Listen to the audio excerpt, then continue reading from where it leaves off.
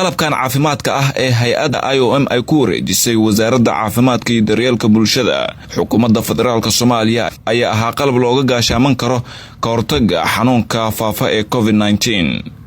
madaxa mashruuca caafimaadka ee hay'adda IOM Dr. Jelani ayaa sharxay qalabkan waxa uu ka kooban yahay iyo muhiimadda ay u leedahay ka hortagga caabuqa coronavirus.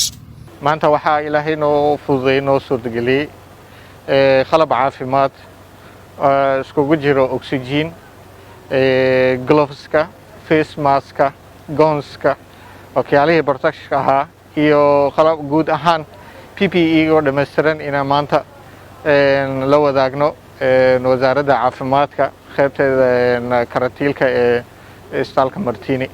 Ilaahay mahadiiso intaasi wasaaraddan waxaan aad ugu mahadcelinaynaa wada shaqeynta oo shaqada aad xoogan ka wado la tacaalida pandemiga coronavirus. Dr. Cabdirasaaq Yuusuf oo ka tirsan howlwadeennada wasaaradda caafimaadka ayaa ugu mahadceliyay hay'adda IOM sida ay isku xilqaameen in qalabkan ay soo gaarsiiyaan wasaaradda caafimaadka. wasaaradda caafimaadka way ka gudoontay hay'adda IOM aadayna runtii u mahadsan yihiin alaabtan aad muhiimka ugu ah. sidoo kale waxay hay'adda IOM supplygan oo kale ay geysay xarun kasta oo dalka laga soo galayo oo dalka oo dhan ah si adeega caafimaadka la dagaalanka corona loo bixiyo. waa mahadsantihiin, waa idinka gudoonnay. waxaan rajeynaynaa insha Allah tacaala inay wax uun ka bedesho howlaha la wado ee coronavirus.